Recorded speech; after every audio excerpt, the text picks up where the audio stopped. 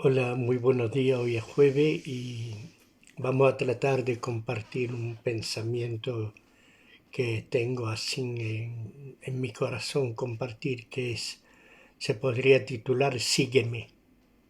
Y precisamente así empieza el versículo en Mateo capítulo 9 verso 9, donde Jesús encuentra a Leví y le dice, sígueme.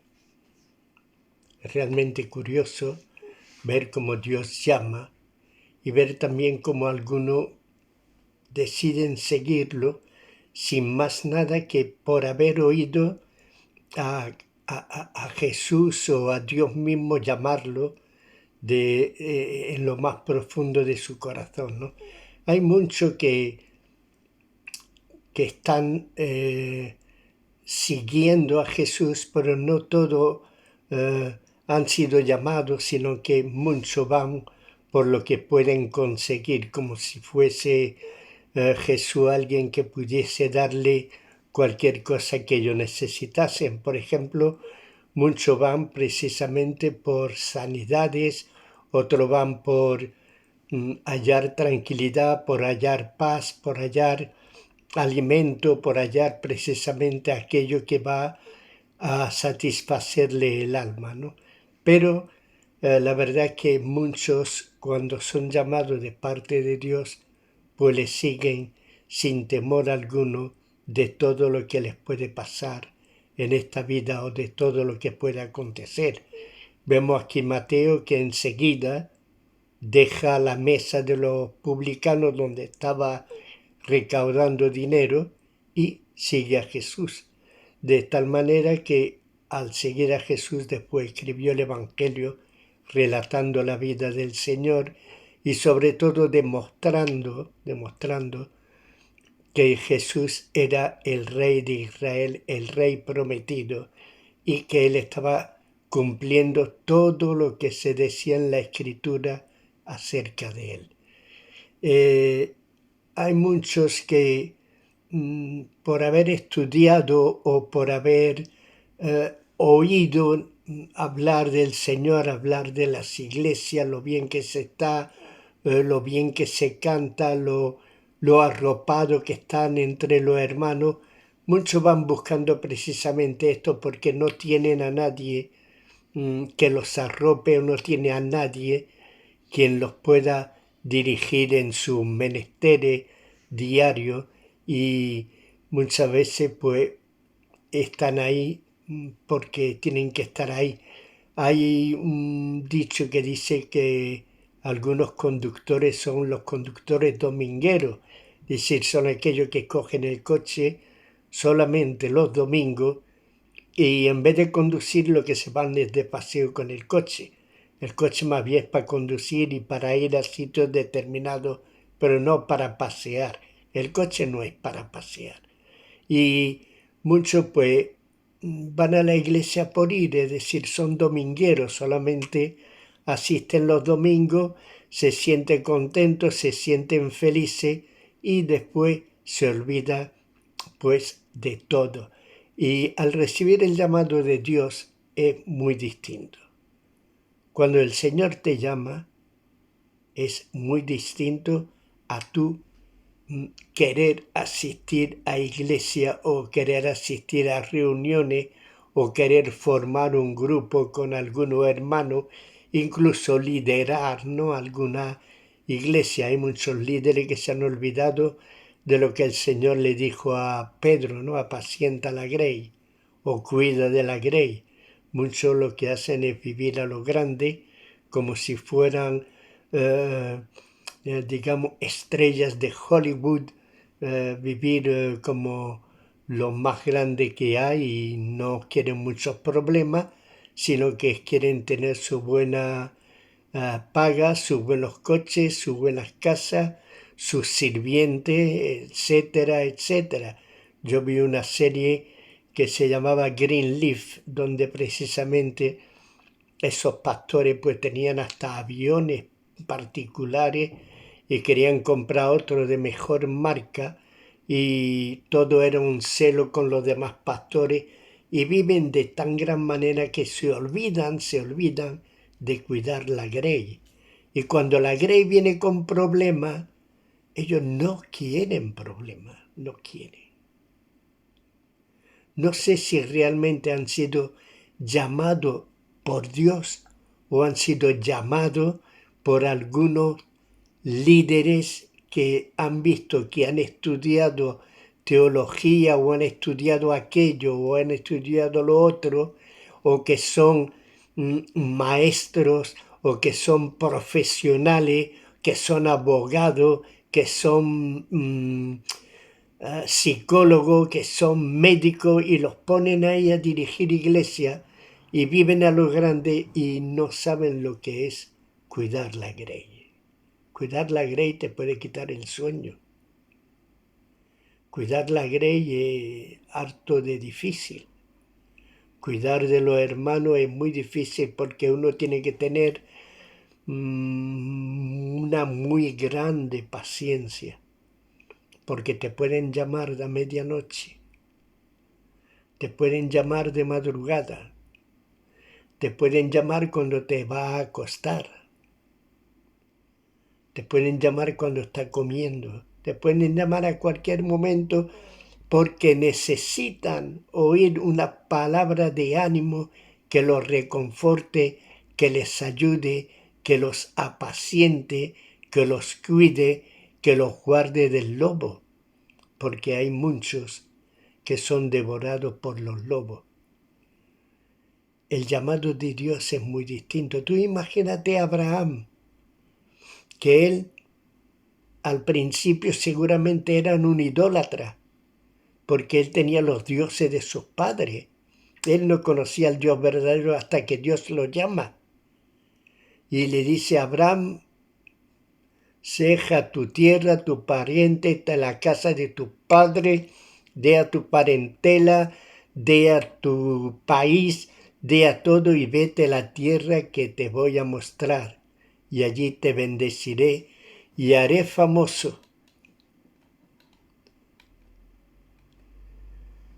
tu nombre y serás una bendición. Bendeciré a los que te bendigan, maldeciré a los que te maldigan.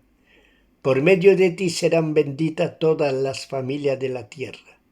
Escrito esto en Génesis 12, del 1 al 3. Un hombre llamado por Dios mismo y es capaz de dejarlo todo, de abandonarlo todo por una palabra que Dios, un Dios que él no conocía, le acababa de dar.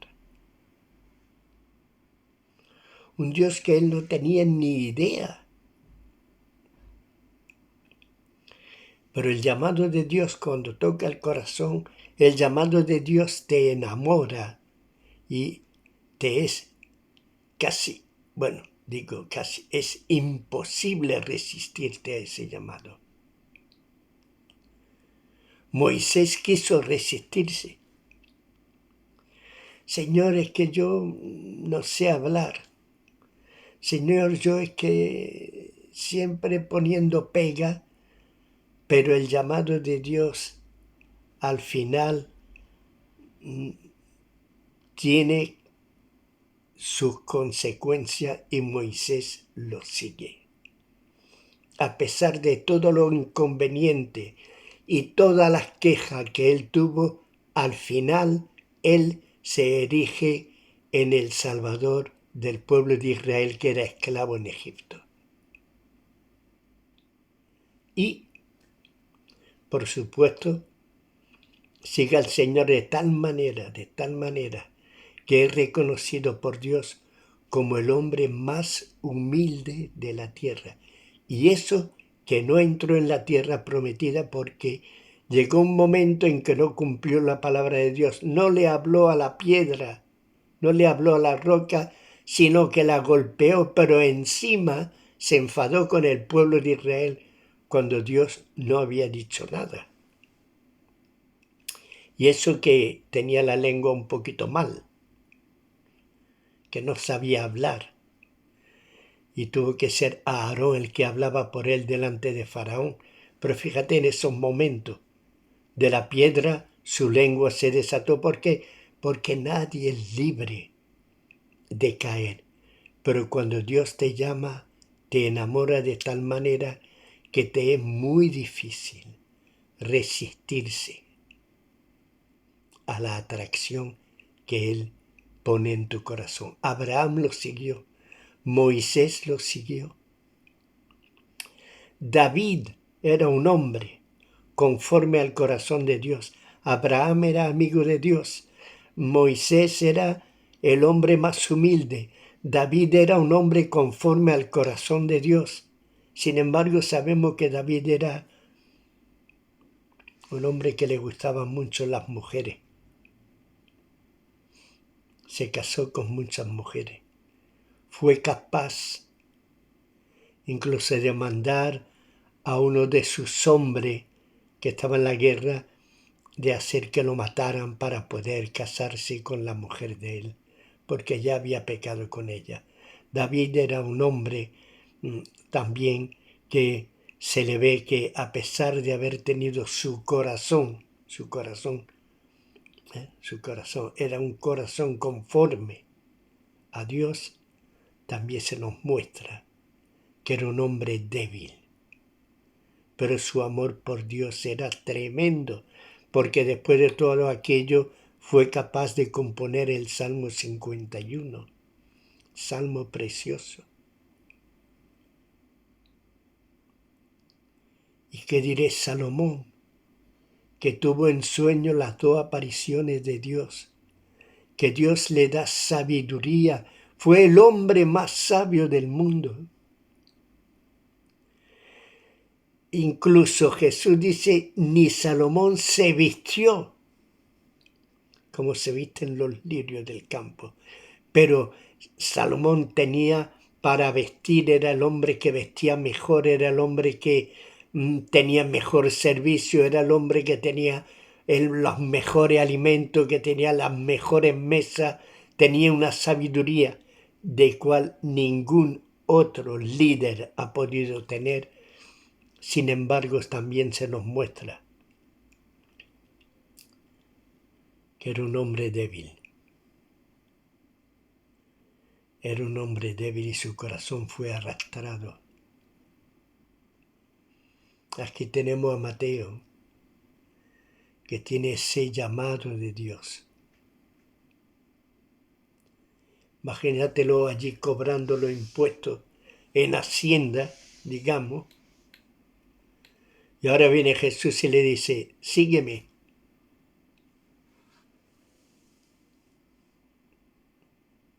Dejándolo todo,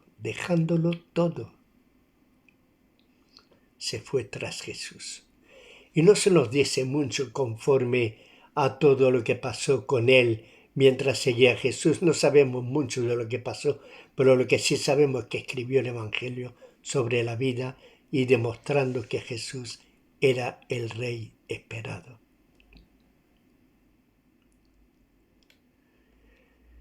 También tenemos a Pedro. Tenemos a muchos que fueron llamados. Y Pablo, ¿qué diremos de Pablo? Tan celoso de la ley de Dios, tan celoso de todo lo que había creído, estando allí presente mientras mataban a Esteban y mientras mataban a otros cristianos, porque no fue solamente a Esteban, se nos relata a Esteban, pero él había participado en las muertes de muchos otros, e iba con las cartas para acoger a todos los que seguían el camino, a todos aquellos que seguían a Jesús.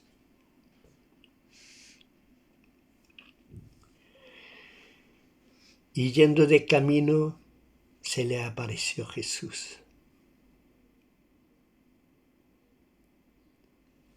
Y él solamente pudo decir, Señor, ¿qué quiere que haga? ¿Qué quiere?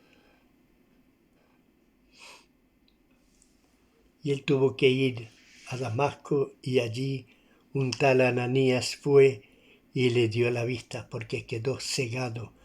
Tantas leyes, tantas cosas como él sabía, lo tenían cegado tenía que abrir sus ojos, los ojos espirituales, porque él tenía ojos carnales, ojos naturales como nosotros vemos un coche, vemos aquello, vemos que tenemos Biblia en los estantes, vemos todos los libros de la Biblia, incluso vemos la cantidad de versículos que hay en algunos capítulos, lo vemos, pero si no leemos con esos ojos espirituales, no vamos a entender nada. Dios no nos va a revelar nada, ni nada va a ser revelado.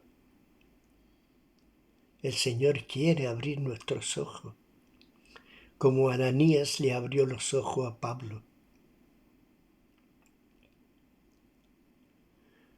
Oración de poder, fue una oración de poder. Muchas veces he hablado de la oración de poder. La oración de poder no es toda esa yo qué sé cómo se dice, de palabrería, una gran palabrería. Señor, tú conoces, te pedimos que lo sanes, ¿no?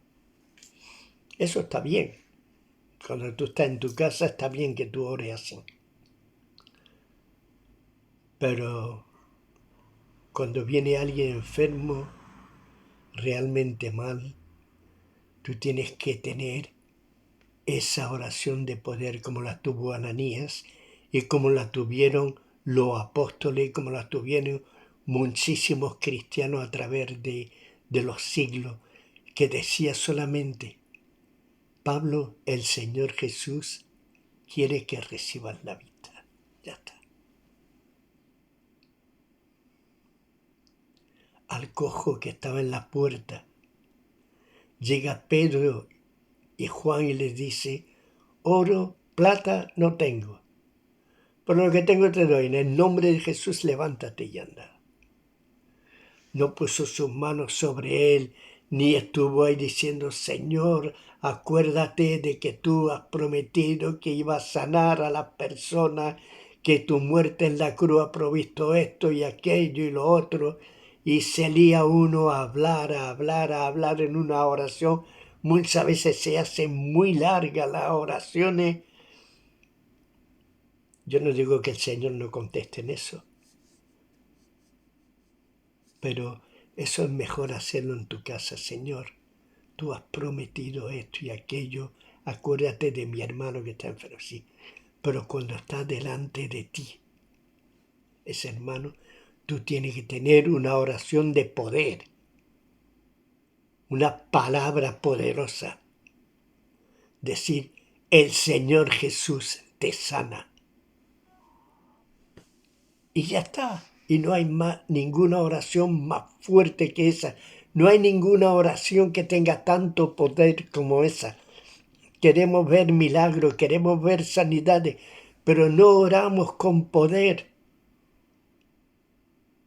Oramos con esas largas oraciones adornadas de tantas flores, de tantas rosas, de tantos lirios.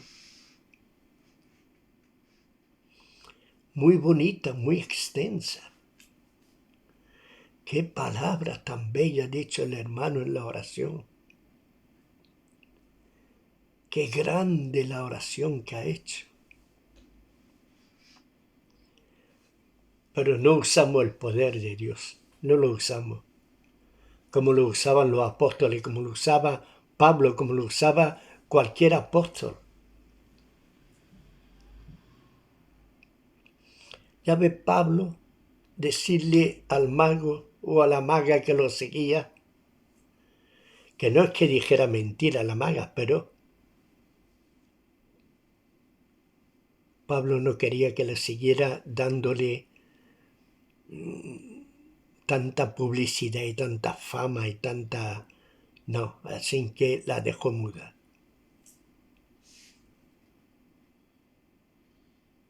Y se lo dijo con una oración de poder, con poder. Ya no hablará más. Nos tiene cansado de tanta publicidad como nos está dando. Que el Señor Jesús te reprenda. Oraciones sencillas, pero poderosas, sin mucha palabrería, sin mucho adorno, sin mucha gramática, pero poderosa en Cristo. Hay poder en el nombre de Jesús. Eso lo cantamos muchas veces. Hay poder, poder, sin igual poder en Jesús. Lo único malo que mucha gente canta es quien murió, no, es quien venció.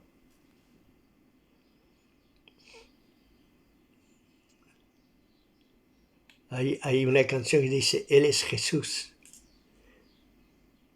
Y la verdad es que el coro en su esencia dice que venció en la cruz. Pero yo me acuerdo que donde yo me congregaba decía, quien murió en la cruz. No, sí, murió, pero venció. Su muerte fue una victoria. Hay que saber decir la verdad. Él venció en la cruz. Su muerte fue victoria. En su nombre hay poder.